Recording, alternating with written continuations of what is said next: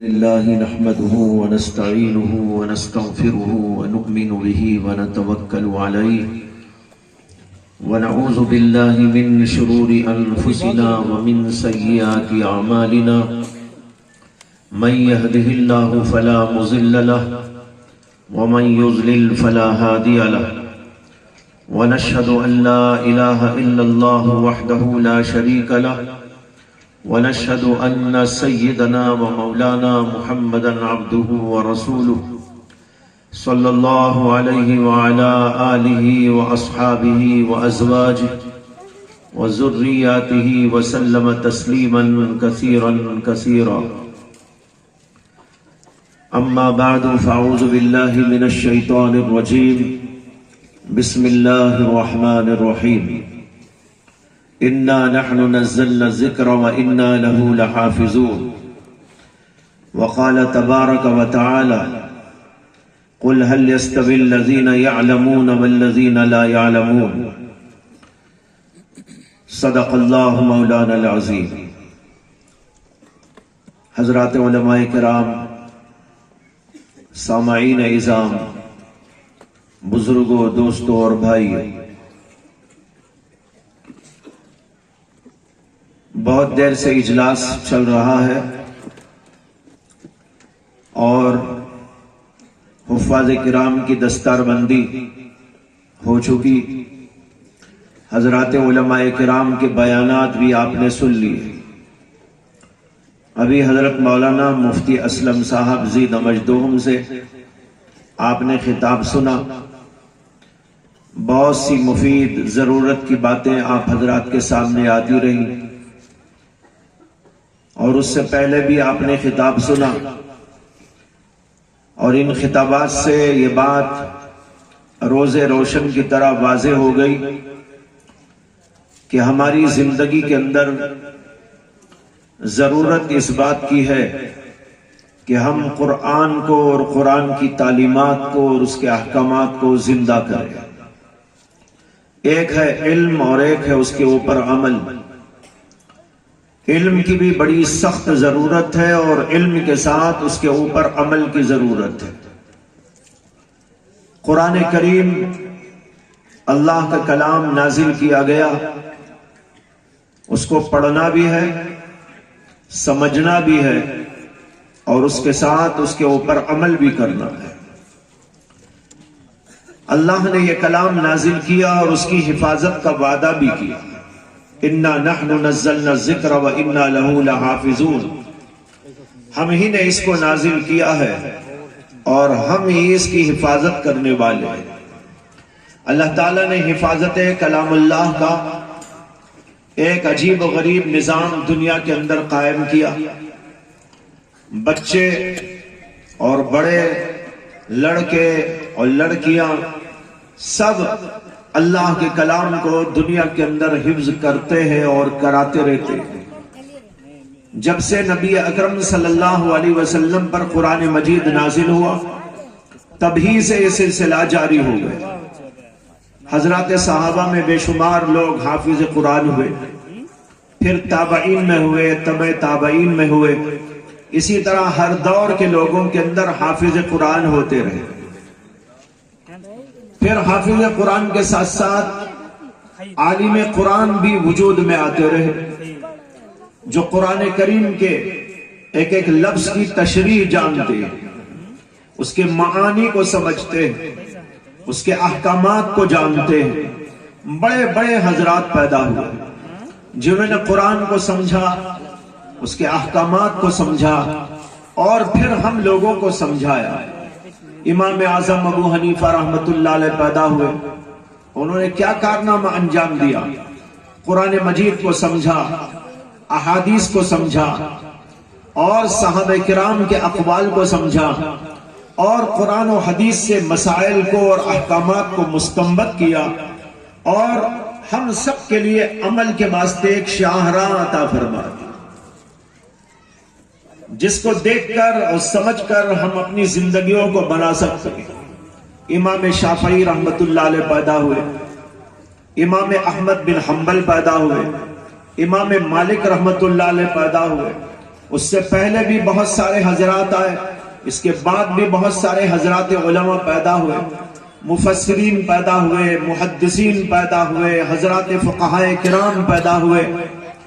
ان سب حضرات نے قرآن اور حدیث کو اپنی زندگی کا محور بنا اور اس کے پیچھے اپنی زندگیاں گنوا دی نہیں بلکہ قربان کر دی۔ انہوں نے ایک ایک لفظ کی تشریح کی اور ایک ایک حکم کو قرآن و حدیث سے نکال کر واضح انداز میں ہمارے سامنے بیان فرمایا۔ تو ایک طرف لفظوں کو یاد کرنے والے حفاظ کرام پیدا ہوئے، جیسے کہ ماشاءاللہ یہ بچے بھی بیٹھے ہیں، چھوٹے چھوٹے بچے بھی حفظ کر لیتے ہیں، بڑے لوگ بھی حفظ کر لیتے ہیں، لڑکیاں بھی حفظ کر لیتی ہیں، لڑکے بھی حفظ کر لیتے ہیں۔ یہ سلسلہ دنیا میں الحمدللہ جاری ہے اور یہ قیامت تک انشاءاللہ چلتا رہے گا، اسے کہ اللہ نے وعدہ کیا ہے کہ ہم ہی نے اس کو اتارا ہے اور ہم ہی اس کی حفاظت کرنے والے ہیں۔ دنیا میں بہت سے لوگوں نے چاہا کہ دنیا سے قرآن کو ختم کر دیا جائے، لیکن کرنے میں کامیابی ان کو نہ مل سکتی اور قیامت تک ملنے والی بھی نہیں۔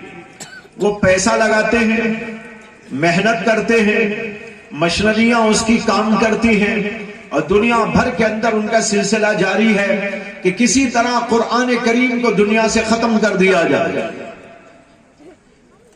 لیکن یہ قرآن صرف سفینوں میں نہیں ہے، کتابوں میں لکھا ہوا نہیں ہے، یہ اللہ کے بندوں کے سینے میں موجود ہے۔ سفینوں کو ختم کیا جا سکتا ہے، اس کو خرید کر ختم کیا جا سکتا ہے، اس کو خرید کر دریا برد کیا جا سکتا ہے، خرید کر اس کو جلایا جا سکتا ہے، لیکن بھائی ان کے سینوں کو کیسے کوئی ختم کر ڈالے گا؟ یہ تو اللہ نے ایک سسٹم بنایا ہے کہ سینوں اور سفینوں دونوں میں اللہ نے اس کو جاری فرما دیا اور بچے کے سینے کے اندر یہ بات موجود ہے۔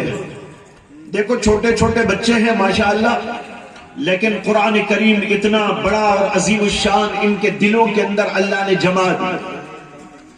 اس سے بھی چھوٹے بچوں کو ہم نے دیکھا ہے جو حافظ قرآن ہو گئے، بچیاں بھی ایسی دیکھی ہیں جو چھوٹی چھوٹی عمروں میں قرآن مجید کے حافظ ہو گئے۔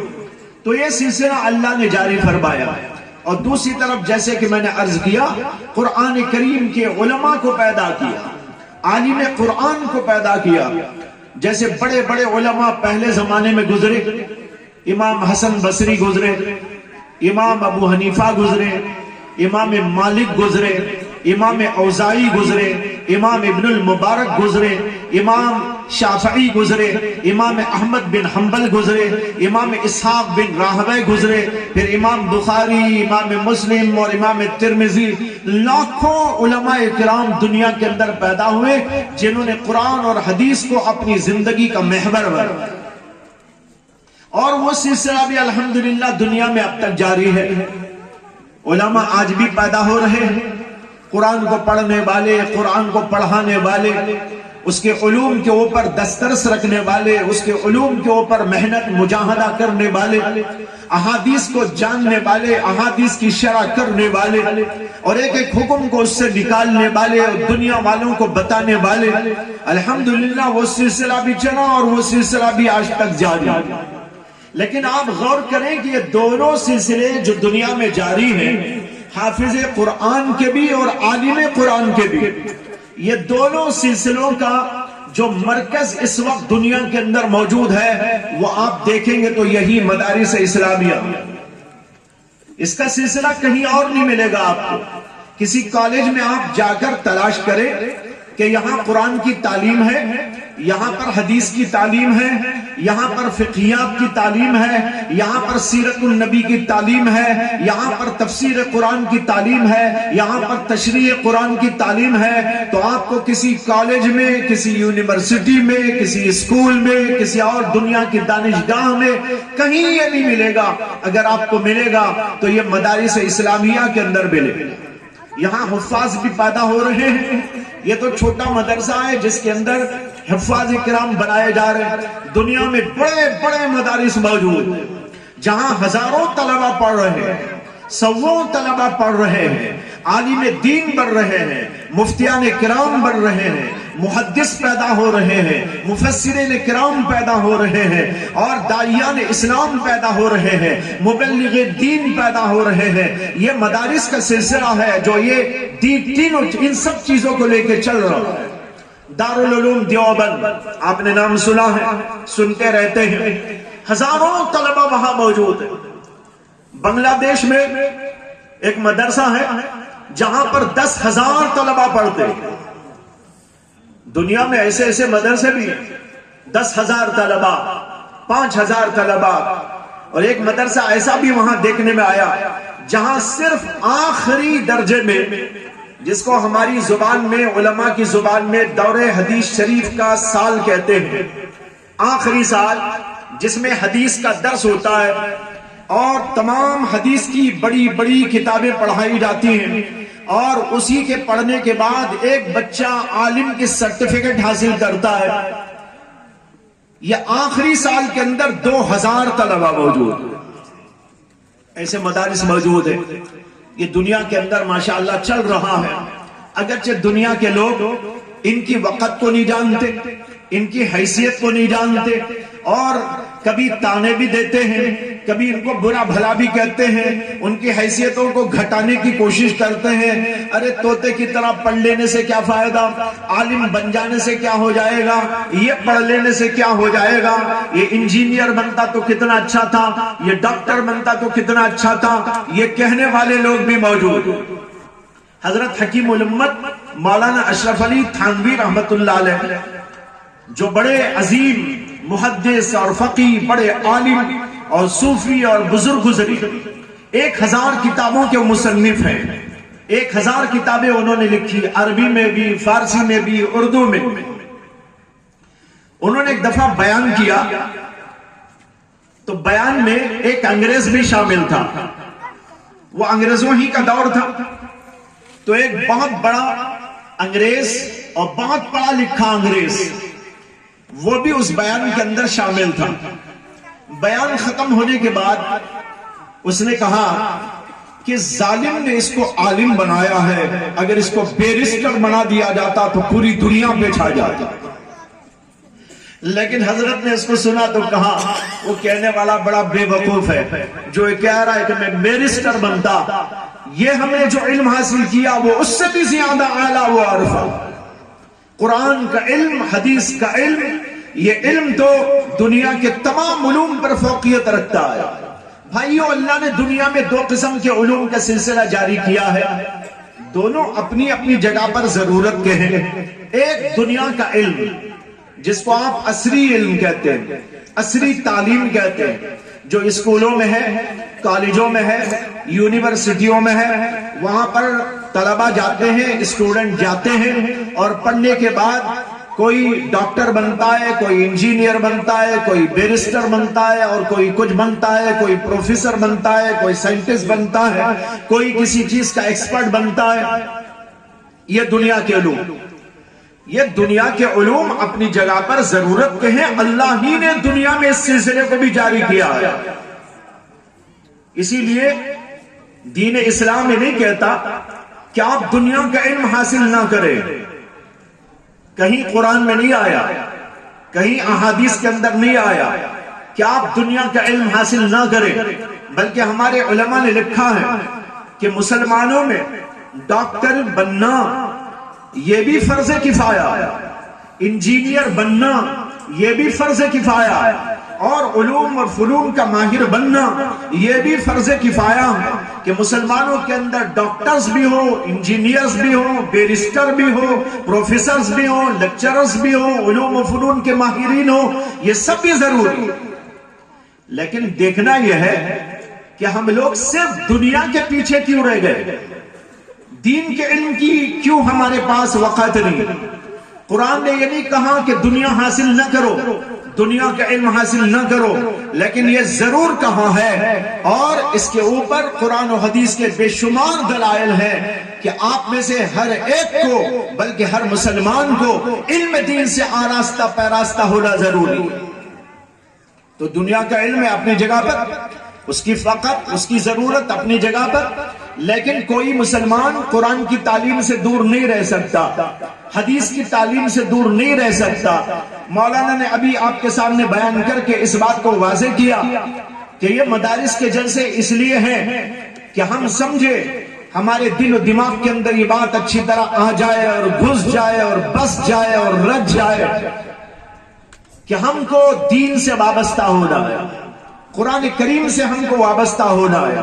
ہم میں سے ہر آدمی قرآن پڑھنے والا بنے، حدیث کو جاننے والا بنے، اسی طرح دین کا علم اس کے پاس میں آ جائے، وہ سمجھتا ہو حق کیا ہے، باطل کیا ہے، عقیدہ کسے کہتے ہیں، ایمان کس چیز کا نام ہے۔ آج بھائیوں ایمان کے لالے پڑے ہوئے، بڑے فتنے ہم لوگوں کو گھیرے ہوئے، اسکولوں میں فتنے، کالجوں میں فتنے، یونیورسٹیوں کے اندر فتنے، بازاروں کے اندر فتنے، چلتے پھرتے اٹھتے بیٹھتے دیکھتے جاؤ، ہر جگہ پر فتنوں اور فتنوں کا دور نظر آ رہا ہے۔ یہ فتنے ہمارے عقیدوں کو پامال کرتے جا رہے ہیں، ہمارے عقیدوں پر اثر انداز ہوتے جا رہے ہیں، ہمارے اندر ایمان کی جو رمق ہونی چاہیے بلکہ مضبوطی ہونی چاہیے اس کے اندر یہ اثر انداز ہو رہے ہیں اور ہمارے ایمان کو کمزور سے کمزور تر کرتے چلے جا رہے ہیں۔ ان فتنوں کا سدباب کیسے ہوگا؟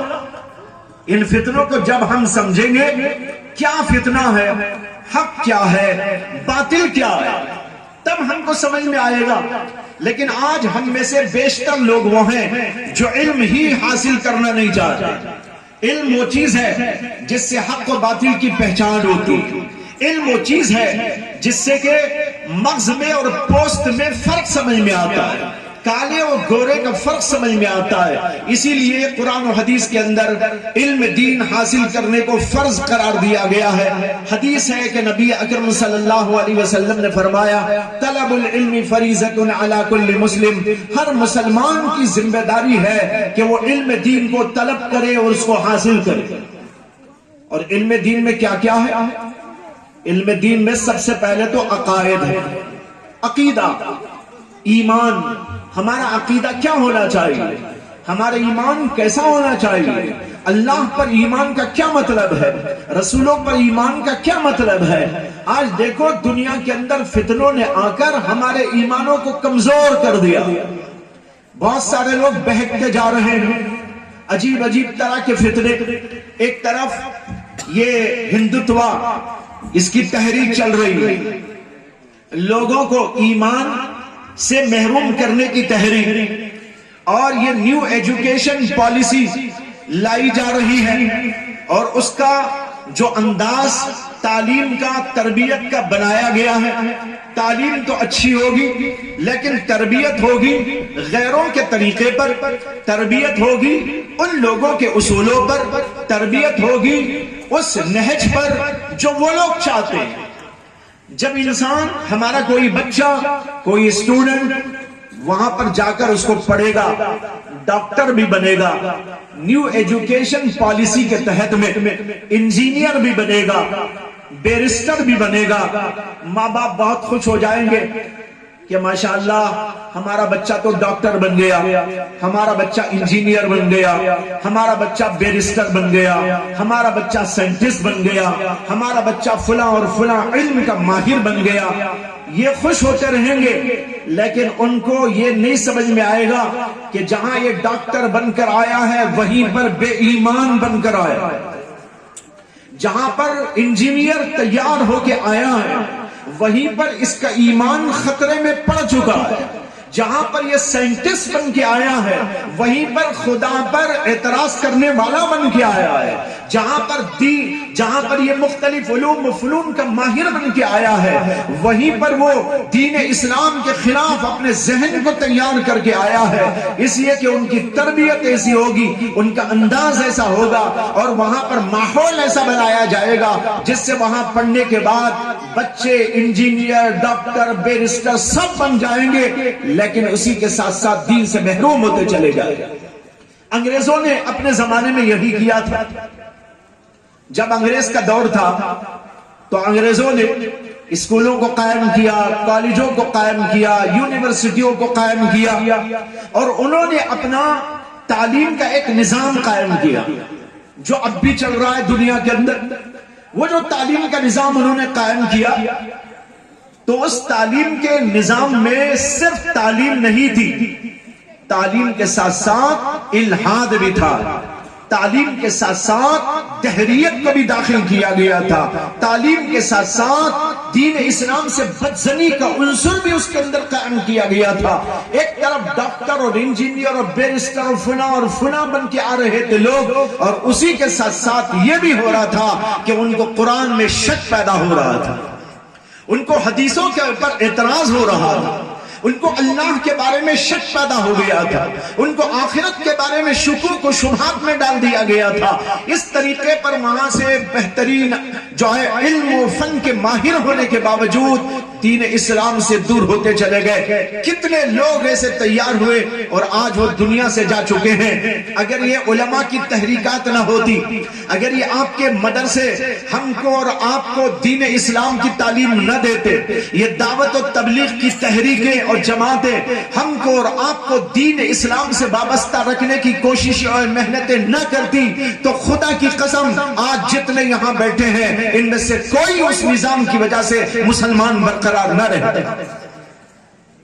یہ علماء کی محنت کا نتیجہ ہے, یہ مدارس اسلامیہ کا نتیجہ ہے, یہ دعوت و تبلیغ کی محنتوں کا نتیجہ ہے, یہ علماء کرام کے بیانات کا نتیجہ ہے, یہ ہمارے مشائخ اعظام کی تحریکوں کا نتیجہ ہے کہ ان لوگوں نے ہمارے ایمانوں کو برقرار رکھنے کی پوری محنت و جدوجہد.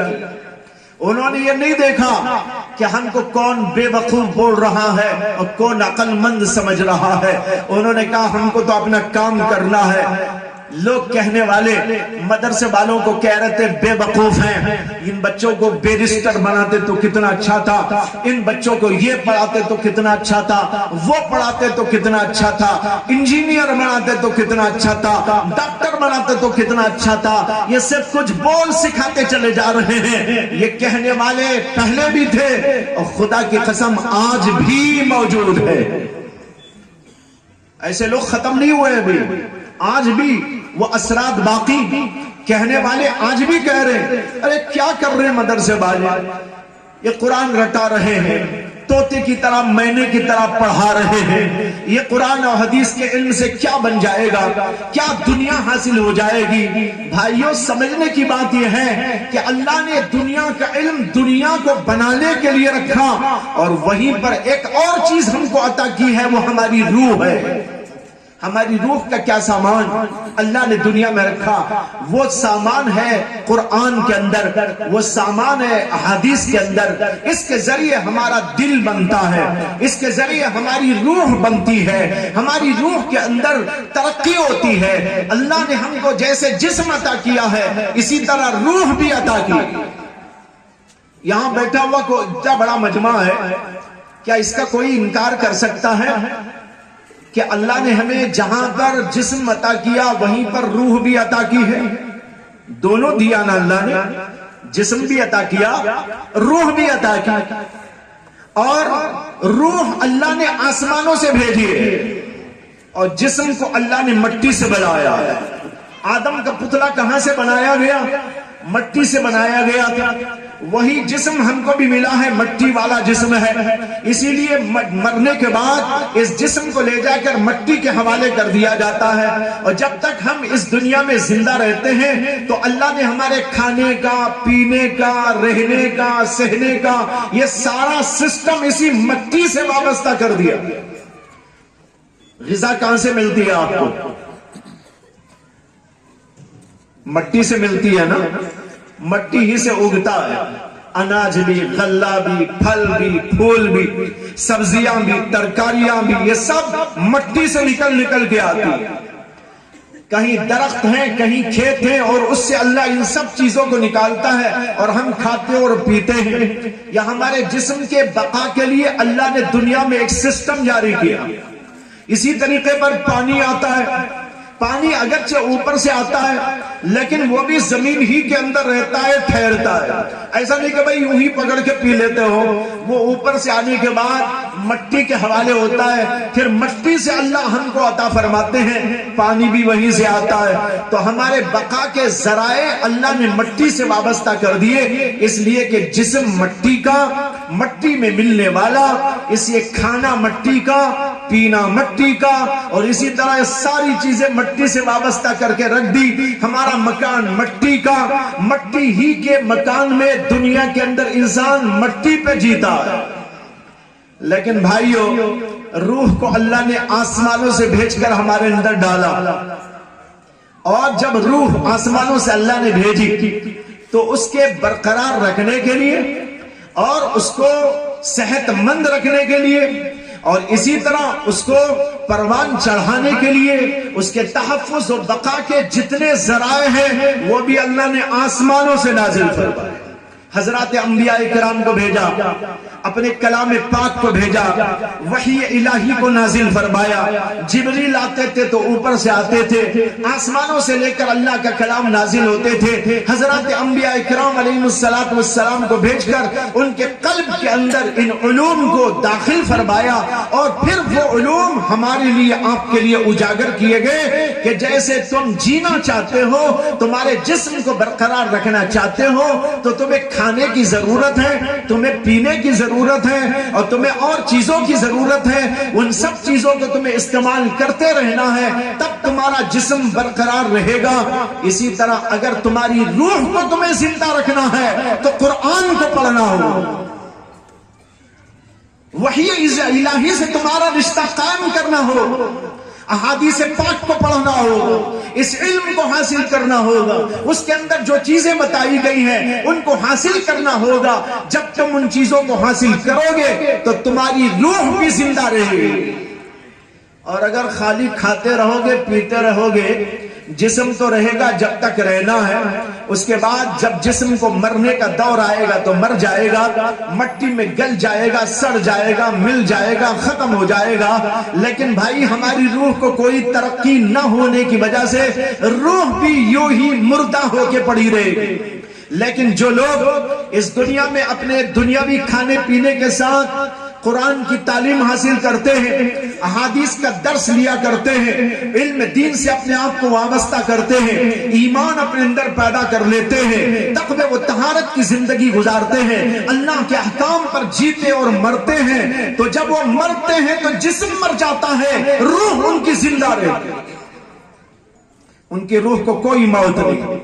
اللہ نے قرآن میں فرمایا اَوَمَنْ كَانَ مَيْتًا فَأَحْيَيْنَاهُ وَجَعَلْنَا لَهُ نُورًا يَمْشِي بِهِ فِي النَّاسِ كَمَنْ مَثَلُهُ فِي الظُّلُمَاتِ لَيْسَ بِخَارِجٍ مِنْهَا۔ اللہ کہتے ہیں کیا وہ آدمی جو پہلے مردہ تھا، علماء لکھتے ہیں مردہ سے مراد جاہل ہے اور مردہ سے مراد کافر ہے، بے ایمان کو اللہ نے کہا وہ مردہ، اور جو قرآن و حدیث اور دین کے علم سے بالکل دور اور عاری و خالی، اللہ نے اس کو کہا یہ مردہ ہے۔ اَوَمَنْ كَانَ مَيْتًا، جو آدمی پہلے مردہ تھا، جاہل تھا، اناڑی تھا، قرآن و حدیث سے دور تھا اور کافر تھا، وہ آدمی فَأَحْيَيْنَاهُ، پھر ہم نے اس کو زندگی عطا کر۔ زندگی دینے کا مطلب کیا ہے؟ قرآن کا علم دے دیا، حدیث کا علم دے دیا، اس کو ایمان کا نور عطا فرما دیا۔ جب ہم نے اس کو زندگی دے دی، قرآن دے کر، حدیث دے کر، اس کا علم دے کر اور اس کے جو ہے مضامین کو دے کر، تو وہ زندہ ہو گیا۔ پہلے وہ مردہ تھا، جب اللہ نے قرآن کا، حدیث کا، دین کا علم عطا کیا، اللہ کہتے احییناہ، ہم نے اس کو زندگی عطا کی۔ وَجَعَلْنَا لَهُ نُورًا، اور ہم نے اس کو ایک نور دے دیا۔ یمشی بہ فی الناس، جس کو لے کر وہ لوگوں میں چلتا ہے، پھرتا ہے، اٹھتا ہے، بیٹھتا ہے. جیسے ان بچوں کو اللہ نے نور دے دیا، علماء کرام کو اللہ نے نور دے دیا.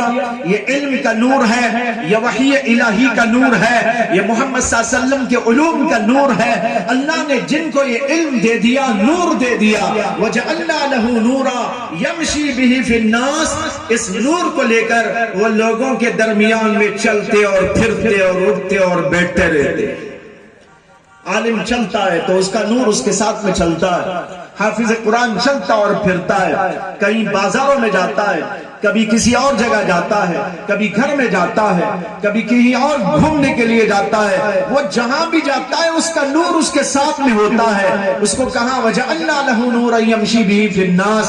تو جو آدمی پہلے جاہل تھا، ہم نے اس کو علم عطا کر دیا اور اس کو ایک نور دے دیا جس کو لے کر وہ چلتا اور پھرتا رہتا ہے لوگوں کے درمیان. کیا وہ اس کے برابر ہو سکتا ہے؟ کمن مثلہ فی الظلمات، جو اب تک کفر کی وادیوں میں ظلمتوں میں بھٹک رہا، ابھی تک اس سے نکلا نہیں. لیس بخارج منہا، جو اب تک کفر میں ہے یا اب تک جہالت میں ہے، اب تک اس سے نکلا نہیں ہے. کیا یہ دونوں برابر ہو سکتے ہیں؟ اللہ کہتے ہیں کہ دونوں کبھی برابر نہیں ہو سکتے. جس کو اللہ نے علم دے دیا، جس کو اللہ نے حیات روحانی عطا فرما دی، جس کو اللہ علم دے دیتے ہیں اور اس کے اوپر وہ عمل کی توفیق لے لیتا ہے، تو پھر تو سمجھو کہ وہ ہمیشہ ہمیشہ کی زندگی پا لیتا ہے. جسم مر جاتا ہے، روح زندہ رہتی ہے. قرآن میں ایک اور جگہ اللہ نے کہا، میں نے شروع میں اس کو پڑھا بھی تھا، قُلْ هَلْ يَسْتَوِي الَّذِينَ يَعْلَمُونَ وَالَّذِينَ لَا يَعْلَمُونَ. اے نبی علیہ السلام، آپ ذرا پوچھئے لوگوں سے، بتائیے کیا وہ لوگ جو علم رکھتے ہیں اور وہ لوگ جو علم نہیں رکھتے، یہ دونوں برابر ہو سکتے ہیں؟ اللہ سوال کر رہے، کیا دونوں برابر ہو سکتے ہیں؟ کبھی برابر نہیں ہو سکتے. معلوم ہوا کہ ہم کو جہالت کو چھوڑنا ہے، جہالت سے نکلنا ہے، علم قرآن علم حدیث کی روشنی کو لینا ہے. علم حدیث اور قرآن کی روشنی کو لیں گے، زندگی اپنے اندر محسوس فرمائیں گے، اس کو ہم کو لے کر زندگی گزارنا ہے. تو بھائیوں، معلوم ہوا کہ ان مدارس سے یہ علم وابستہ ہے جس کو ہم کہتے ہیں وہ علم جو شرعی علم کہلاتا ہے. اس سے ہماری روح تیار ہوتی ہے. دنیاوی علم سے ہمارے جسم تیار ہوتے ہیں، جسم کے کپڑے تیار ہوتے ہیں، جوتے تیار ہوتے ہیں، ایروپلین تیار ہوتی ہے، کوئی اور جو ہے مکان تیار ہوتا ہے، چیزیں تیار ہوتی ہیں. یہ جتنی چیزیں یہاں موجود، یہ لائٹ اور یہ مختلف چیزیں، یہ دنیاوی علم کا نتیجہ. دنیا کا علم، سائنس ٹیکنالوجی پڑھ کر لوگ یہ بناتے ہیں، چیزیں تیار کرتے ہیں. لیکن یہ جتنی بھی چیزیں ہیں وہ ساری کے ساری چیزیں صرف ہمارے جسم کے لیے کام آنے والی ہیں. ہماری روح کا کوئی سامان اس کے اندر نہیں ہے. روح کا سامان اگر موجود ہے تو وہ قرآن و حدیث کی تعلیم کے اندر موجود ہے. لہذا ہر آدمی کو چاہیے وہ علم دین حاصل کرے، اپنے آپ کو علم دین سے وابستہ کرے.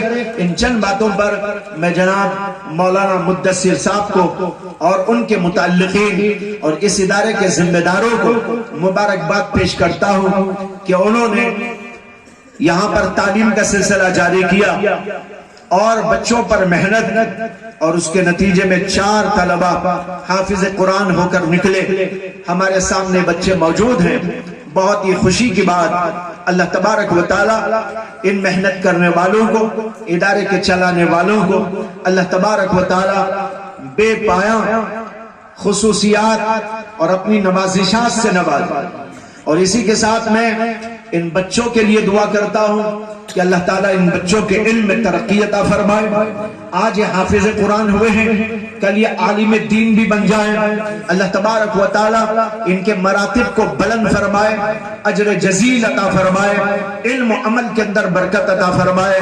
اسی طرح ان بچوں کے والدین اور ان کے سرپرستوں کی بھی میں مبارکباد دیتا ہوں اور ان کے حق میں بھی دعا کرتا ہوں. اللہ تعالیٰ ان کے والدین کو اور ان کے ذمہ داروں کو خوب خوب اجر اجر عطا فرمائے، اپنے شایان نشان اجر عطا فرمائے۔ وآخر دعوانا ان الحمدللہ رب العالمین۔